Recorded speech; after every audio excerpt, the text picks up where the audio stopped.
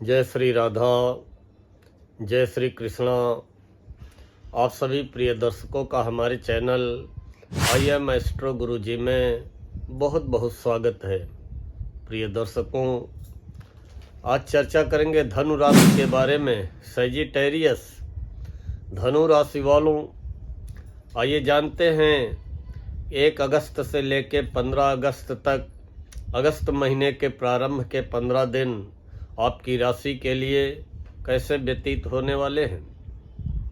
आपकी राशि धनु के लिए 1 अगस्त से 15 अगस्त के दौरान कैसी ग्रह स्थितियां रहेंगी, कौन सा ग्रह आपको अच्छे परिणाम देने की स्थिति में रहेगा और किस ग्रह के आपको विपरीत परिणाम भी दिखाई पड़ सकते हैं।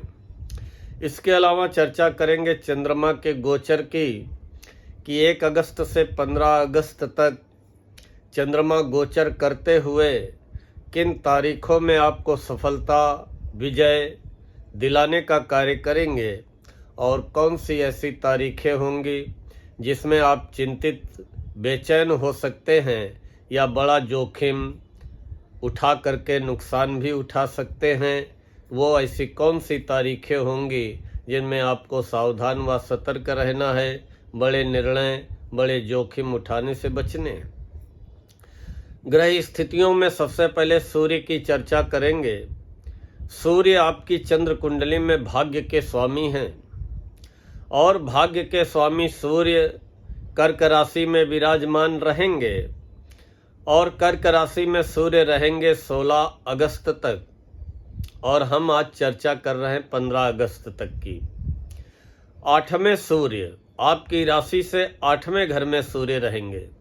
गोचर में 8वें सूर्य अच्छे परिणाम नहीं देते हैं। अब भाग्य के स्वामी अष्टम भाव में, निश्चित ही आपको भाग्य में अवरोधों का सामना करना पड़ेगा। आपको लगेगा कि भाग्य हमारा साथ नहीं दे रहा है। अष्टम सूर्य मान सम्मान की चिंता कराते हैं, या दूसरे शब्दों में कहें कि अपमानित होने का भी भय पैदा करते हैं। आत्मबल में, आत्मविश्वास में कमी लाने का कार्य करते हैं। सिर में दर्द या नेत्रों में कोई कष्ट, ऐसी भी स्थितियों को जन्म देते हैं। भाग्य के स्वामी अभी अनुकूल स्थिति में नहीं है सूर्यदेव, इसलिए सूर्य भगवान को नित्य 1 लोटा जल अवश्य अर्पित करते रहे। मंगल कन्या राशि में आपकी राशि से 10वें घर में रहेंगे। गोचर में दशम मंगल शुभ अशुभ दोनों प्रकार के परिणाम देते हैं। आधा समय अशुभ परिणाम देंगे, लेकिन जो आधा समय बचेगा दशम में रहते हुए, उसमें आपको बहुत अच्छे परिणाम देते हैं। मंगल आपकी चंद्र कुंडली में शिक्षा व संतान के स्वामी हैं 5म भाव के, और व्यय के स्वामी हैं 12 भाव के। 10वें घर में बैठे हुए मंगल निश्चित ही आप अपने व्यापार को विस्तार देने के लिए या कोई नया व्यापार डालने के लिए धन का निवेश अवश्य करेंगे। कुल मिलाकर के धन का व्यय आप अपने कार्यक्षेत्र रोजी रोजगार को लेकर के अवश्य करेंगे। संतान शिक्षा के मामले में मंगल अच्छे परिणाम देंगे, क्योंकि 10म भाव के मंगल दिग्बली माने जाते हैं। लेकिन व्यय भाव के स्वामी होने के कारण, जैसा कि हमने बताया कि आप अपने व्यापार में विस्तार देने के लिए या कोई नया काम धंधा डालने के लिए आपका व्यय अवश्य होने वाला है। बाकी मंगल आपको धन का लाभ कराएंगे नौकरी व्यापार व्यवसाय में, लेकिन आपको जल्दबाजी से बचना होगा और अपने क्रोध पे नियंत्रण रखना होगा। अगर आप आवेश में आ गए अपने क्रोध, क्योंकि इन दिनों क्रोध काफ़ी आएगा आपको। मंगल दशम में बैठे हैं और चौथी पूर्ण दृष्टि से आपकी राशि धनु को देखेंगे, और मंगल की दृष्टि आपकी चंद्र लग्न में पड़ना अर्थात एकाएक आकस्मिक रूप से आप क्रोध में आ जाएंगे। क्रोध में आकर के होश न खोइएगा, अन्यथा आप अपना ही नुकसान कर सकते हैं। नौकरी करते हैं तो धैर्य का परिचय दें, चाहे सहकर्मियों के साथ हो चाहे अधिकारियों के साथ हो, धैर्य बना करके चलें। यही मंगल आपको धन का लाभ भी कराएंगे, मान सम्मान भी दिलाएंगे। जहाँ तक बुध की बात है, बुध कर्क राशि में रहेंगे, आपकी राशि से 8वें घर में रहेंगे। गोचर में 8वें बुध अच्छे परिणाम प्रदान करते हैं। बुध आपकी चंद्र कुंडली में 7वें और 10वें घर के स्वामी हैं। 7वां घर लाइफ पार्टनर, बिजनेस पार्टनर, व्यापार का होता है और 10वां घर आपके नौकरी, व्यापार, व्यवसाय, कार्यक्षेत्र का होता है। अष्टम बुध आपके नौकरी में प्रगति कराने का कार्य करेंगे। नौकरी में इंक्रीमेंट लग सकता है, प्रमोशन मिल सकता है। 8वें बुध व्यापार व्यवसाय में प्रगति कराएंगे। आकस्मिक रूप से आपको धन का लाभ कराएंगे। लेकिन बुध 9 अगस्त तक अस्त रहेंगे, प्रभावहीन रहेंगे और 11 अगस्त तक बुध वक्री रहेंगे। लेकिन 11 अगस्त से लेकर 30 अगस्त तक जब तक बुध आपकी राशि से 8वें रहेंगे तो 11 अगस्त से 30 अगस्त तक निश्चित ही आपके व्यापार व्यवसाय में वृद्धि करेंगे। व्यापार व्यवसाय से आपको आकस्मिक लाभ दिलाएंगे। जीवन साथी और बिजनेस पार्टनर के साथ संबंधों में सुधार कराएंगे और साझेदारी में किए गए व्यापार में भी आपको लाभ दिलाने की स्थिति में रहेंगे। गुरु मिथुन राशि में रहेंगे और आपकी राशि से 7वें घर में रहेंगे। 7वें गुरु और गुरु आपके राशि के स्वामी हैं, आपके चंद्र लग्नेश हैं और सुखेश हैं। आपकी चंद्र कुंडली में गुरु पहले और चौथे घर के स्वामी हैं और 7वें घर में गुरु अच्छे परिणाम प्रदान करते हैं। गोचर में दूसरे, 5वें, 7वें, 9वें, 11वें गुरु शुभ माने जाते हैं। सप्तम भाव में बैठ करके गुरु जीवन साथी के साथ अगर किसी भी प्रकार का तनाव, विवाद, मतभेद चल रहे थे, वहां पे गुरु की उपस्थिति जीवन साथी के साथ चल रहे तनाव, मतभेद को समाप्त करेगी। या व्यापारिक साझीदार के साथ किसी भी प्रकार का खिंचाव या दूरियां चल रही थी, उन्हें भी गुरु की उपस्थिति समाप्त करेगी। दाम्पत्य जीवन में मधुरता बढ़ेगी, संबंधों में सुधार आएगा, व्यापारिक भागीदारी में सफलता मिलेगी। गुरु की सप्तम पूर्ण दृष्टि आपकी राशि धनु पे पड़ेगी, जो कि गुरु की बड़ी प्रिय मूल त्रिकोण राशि है।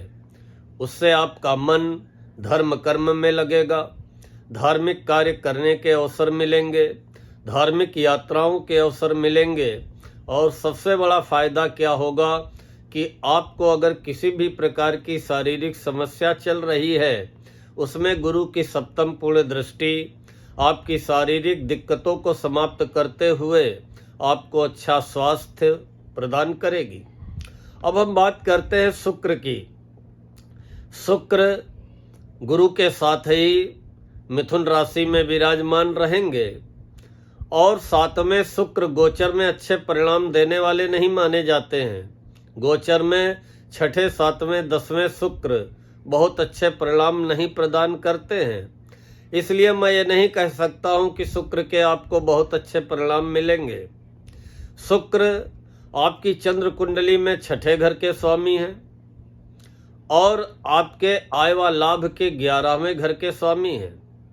11वें घर के स्वामी शुक्र सप्तम भाव में गुरु के साथ बैठ करके आपके आय व लाभ में तो वृद्धि करेंगे, लेकिन 6ठे घर के स्वामी होने के कारण आपके जीवन साथी को कोई न कोई रोग भी दे सकते हैं या जीवन साथी के साथ शक और गलत फहमी की स्थितियों को भी जन्म दे सकते हैं।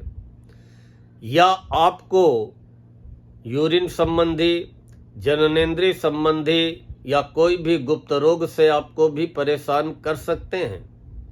इसलिए जब तक शुक्र 7वें है 20 अगस्त तक, तब तक गौ माता को एक रोटी गुड़ रख के अवश्य खिलाते रहें। शनि मीन राशि में वक्री अवस्था में आपकी राशि से चौथे घर में रहेंगे। चौथे घर में शनि के होने का मतलब है कि आपकी राशि पे शनि की ढैया चल रही है और शनि आपकी चंद्र कुंडली में धन भाव और तीसरे घर के पराक्रम भाव के स्वामी हैं। चौथे घर में बैठे हुए शनि, वो तो अच्छा है कि शनि वक्री हो गए हैं, 28 नवंबर तक वक्री रहेंगे। तब तक कुछ ना कुछ तो आपको राहत मिलेगी, क्योंकि शनि की चाल धीमी हो चुकी है, तो अशुभ परिणामों में भी कमी दिखाई पड़ेगी। फिर भी आर्थिक स्थिति को लेकर के और खासकर जमा धन की स्थिति को लेकर के मन में निराशा पैदा होगी। कुटुंब परिवार के सुख को लेकर के मन में निराशा पैदा होगी। अपने स्वयं के साहस में आपको कमी महसूस होगी। अपने स्वयं के पराक्रम में आपको कमी महसूस होगी।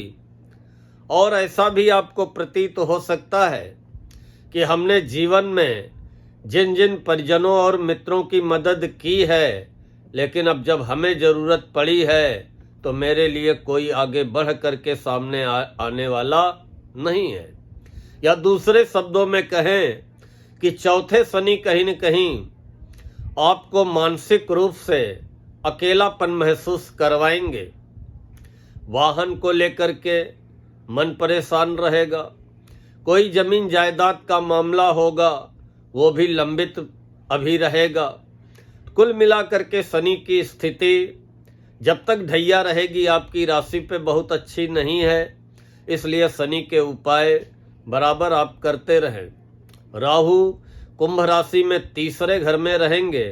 बहुत अच्छे परिणाम देने की स्थिति में राहु अभी भी हैं और आगे भी रहने वाले हैं, क्योंकि राहु एक राशि में 1.5 वर्ष तक रहते हैं और आने वाले 1.5 वर्षों में राहु आपको बड़े अच्छे परिणाम प्रदान करेंगे। आकस्मिक रूप से आपको जो है सफलता दिलाएंगे।